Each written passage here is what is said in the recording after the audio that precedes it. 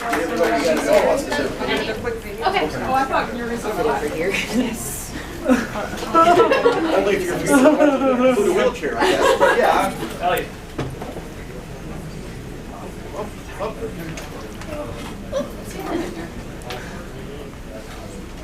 You can be aware of it. Oh, sorry, this table's for one only.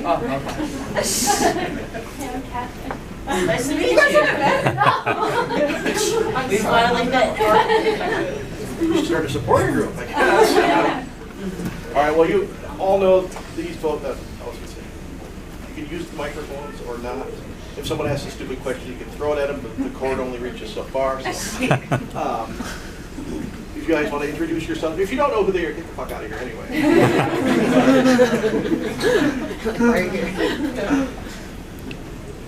We'll start with you. Okay. Microphone, sir. Hi, my name is Elliot Fullam. I play Jonathan in Terrifier 2. Thank you all so much for being here. I can't believe this is packed. That's so exciting. My name is Jenna Kanell, and I play Tara in Terrifier. Hi, I'm Catherine. I play Dawn in Terrifier. Hey everyone, it's working? Yes. I am Laura Rivera, and I play Santa Shaw in Terrifier 2, and thank you all so much for being here. Hello, I'm Leah Voysey. I play the Clown Cafe host and the nurse in Terrifier 2.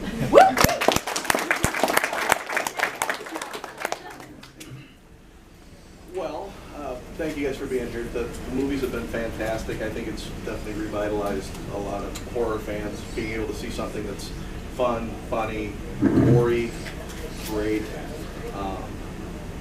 Sad Damien and David couldn't join us, but they were just at Planet Comic-Con. And they're in Arizona this weekend at Band Monster Party. So who's got questions? So what's next in Terrifier 2? Unfortunately, all I know is that Terrifier 3 will happen, but Damien kind of keeps everything a secret from us, so like all the script and everything. All I know is that he plans and definitely, without a doubt, wants to try and top Terrifier 2.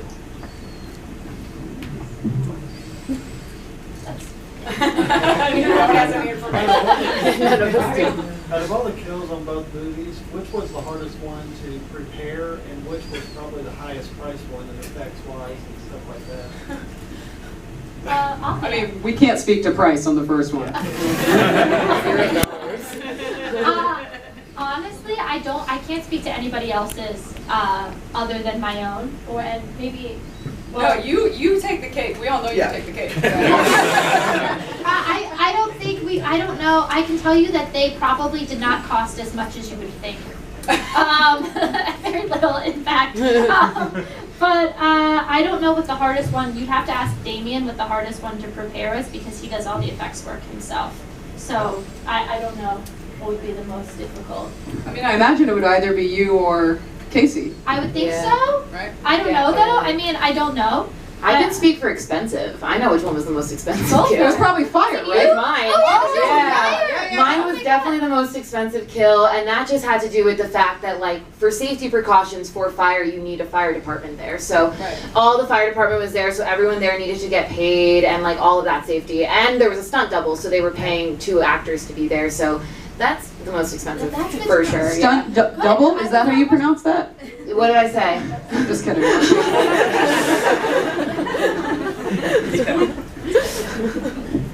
Okay. Therapy's very expensive, though. For your kill, that had to be extra cut. Not only are you hanging upside down, you're kind of exposed to everybody. How did you prepare for it? How did you deal with it? I didn't. No, it was, honestly, now that we're talking expenses, I think I have not looked at my medical bills from but it was expensive. There was a minor medical procedure that had to happen after that. It was very dangerous. But I think what I assumed, which I should have clarified, Jenna and I have a little bit of a background in stunts, Jenna way more so than myself, and usually there's this thing there's a rig, it's like a harness that they put you in, you can flip around, it's a lot of fun. Or sometimes there's like things that help you, like with your balance and stuff. We didn't have that. Occasionally, I've actually thought about this quite a bit, and I think what you can also do is have like I want to say it's like either one of the Saw movies or the Hostel movies. They do a similar thing, and they put them on like a inverted ramp type Inversion table? Inversion table, yeah, where you can like kind of control, and you can prep for that if you know you're going to actually be upside down. You can like train your body to do headstands and things like that, but I did not do that because no one told me that I was actually going to be hanging like that. So I didn't prepare. But yeah, we were actually hanging upside down by my ankles. 42-second intervals all night, which is like the safest. But you did have to prepare in having a full body cast. I'm sure you guys had to do this for several characters on yours as well. Yeah, and I got stuck to the table, which also, Damien jokes, he doesn't know how I came back, and I don't know why I came back, to be honest. But yeah, we did a full body cast, so that was, I guess, a prep thing, where you like cover yourself in what's called alginate, and but we didn't do that either. We used silicone, and I got stuck, and like glued to the table, and we had to pull it off. It was a really good body wax. But yeah, she stole the skin from somebody else. Yeah, it was that way. I needed that was my stunt double. I just borrowed flesh. That's the question. Sorry. Tiny Tim over there. Who was your favorite person to work with on Terrifier 2? I was on Terrifier 2. Oh, well, I actually, a few of the crew members I met on Terrifier 2, there's Faye Amlo Johnson, who was a focus puller, and Killian McColl, who was a PA. They've become like two of my very, very good friends, and Faye was the DP for the short film that my company just did recently, and Killian was our gaffer, so yeah, Terrifier family runs deep. Yeah. I honestly loved working with everybody. Everyone was so sweet. The whole cast and crew, without a doubt. Wonderful experience. I think it shows in the movies too that you guys all get along, you're friends, like family. Totally. Yeah, I mean, it's kind of an unfair question because like we did really love everyone, and not just the cast but the crew as well. I'm become the closest friends with all of these people, and we still hang out with. We just went to the Lunar Fair like a couple days ago. Like we're just like, oh, let's hang out. Cast members and crew members. So yeah, just everyone. Sorry, we all like each other. My favorite was Sekou. Do you remember him? Oh, I love Sekou. I thought you were gonna say me. Fuck you. I'm gonna go. Other than Catherine, who's one of my favorite people in general, Sekou was our only PA. Our crew was about 5 people, and he was the one who would rush in between takes with a giant blanket and surround both of us with it. Oh, that's so nice. An unsung hero. Yes.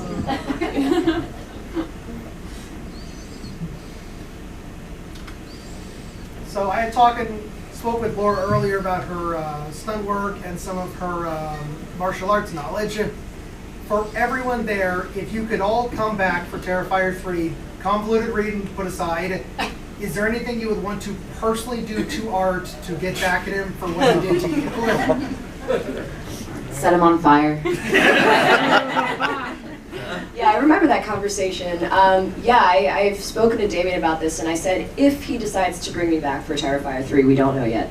If he decides to bring me back, I would love it if Sienna, was training, Sarah Connor-esque, I just want a shot of her doing pull-ups, and I just want her to be buff, and working with her short sword, I just want her to keep stabbing the motherfucker.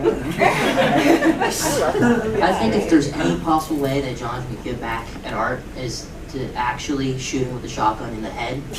I would say it would definitely be an experience.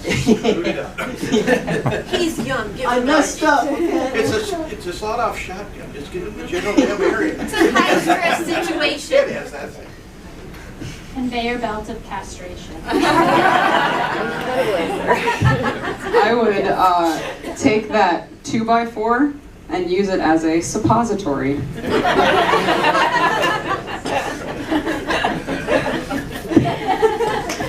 think we all knew. Creative and scary. Who else has some questions? No?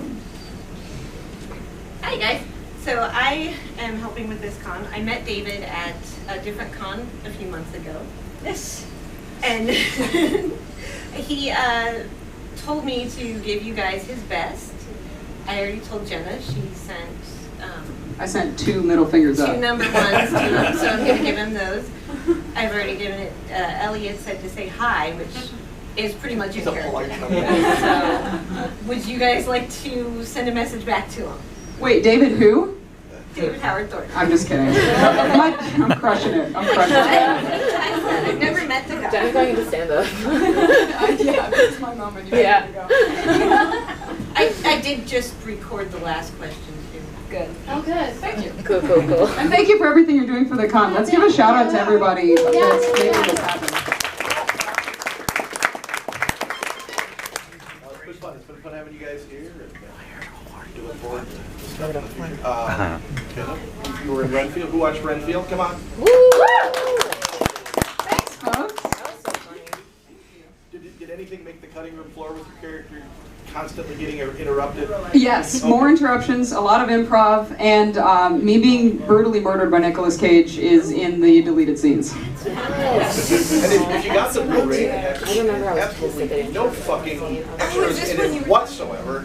We were kind of disappointed, but yeah, hopefully one day we'll get a special edition of your brutal death. That sounds horrible. No, the brutal death is in the deleted scenes, but the improv is not. You're right, unfortunately. And she did her own stunt in that. It was killer. Yeah, I do a double gooch, is what it's called. I did not name it. It's where you're in a harness, and I wish I had. And they like flip you through the air a bunch of times. It's wild. Amazing. I was actually going to ask what it was like working with Nicolas Cage and what it was like on set of that movie. I certainly don't want to derail from all the Terrifier goodness here, so I'll answer you very quickly. Though I feel like Nicolas Cage is an honorary part of the Terrifier universe. Why not? He's a nutcase. I love him so much. He's exactly as weird as you would hope he would be in real life. I was talking to they sat me next to him at the table read, and my friend was asking me about the tricks that I've taught my cat to do, which is my crowning achievement. And I was talking about how I've taught her to high five and play fetch and all these things. And I didn't think he was listening, because why would he be? And then all of a sudden I hear, oh, that's really interesting. And then we proceeded to talk about cats, and I could have died after that. So. Go ahead. This might be a personal question for you women, but you guys are ladies. You all find Damien attractive? Did he pay you to ask this question? Wait, what was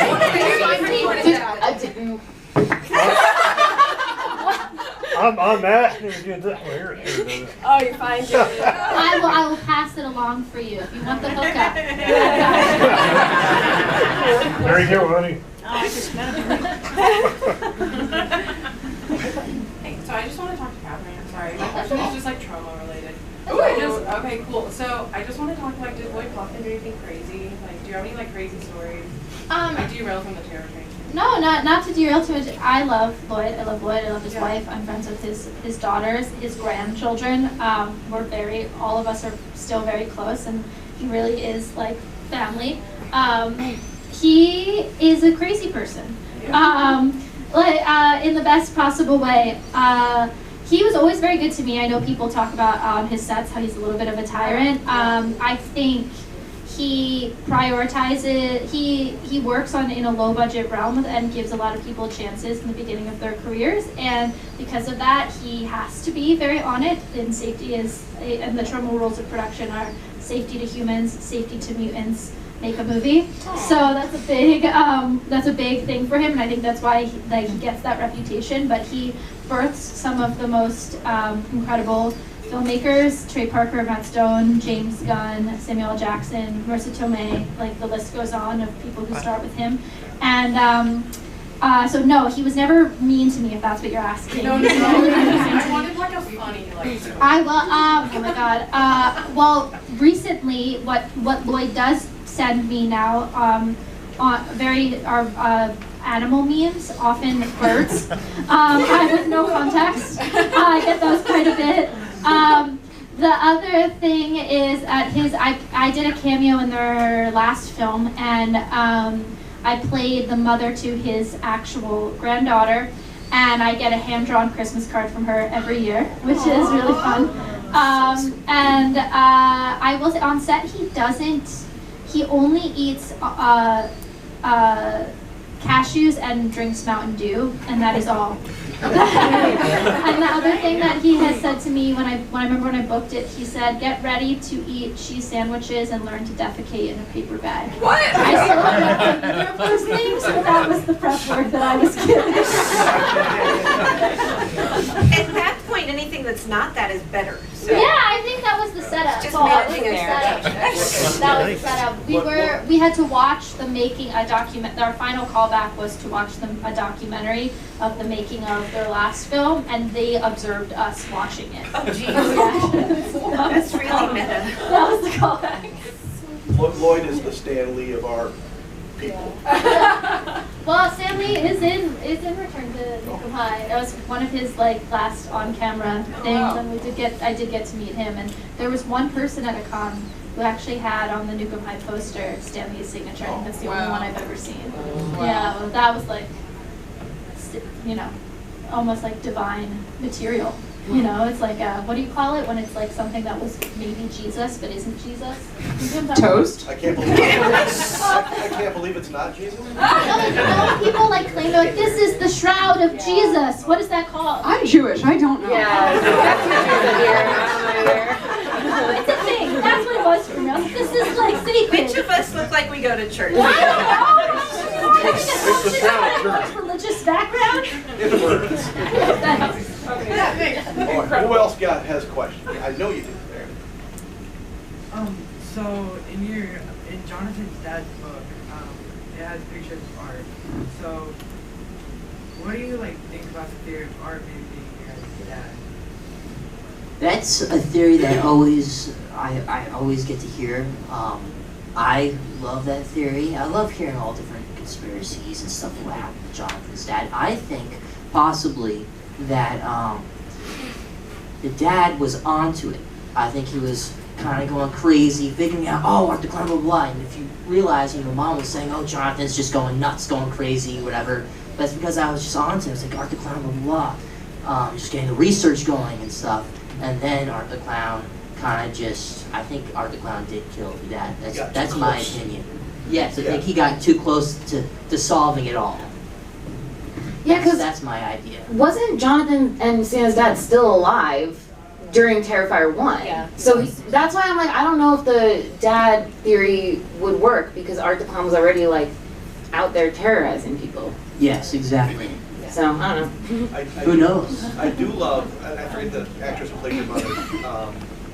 Sarah. Yeah. Just the stressed out mom, the whole thing. She's just a bitch. And you hate her. And then she has that one moment on the phone with you, and you're like, this is awesome. She's human. She's a mom. I love her again. And then she gets her face blown off. I think if you're I think that was brilliant with Damien Day. You hated her until that moment. You're like, well, no, I don't then he took her away. I don't think that Sienna hates her mom, and it is interesting that so many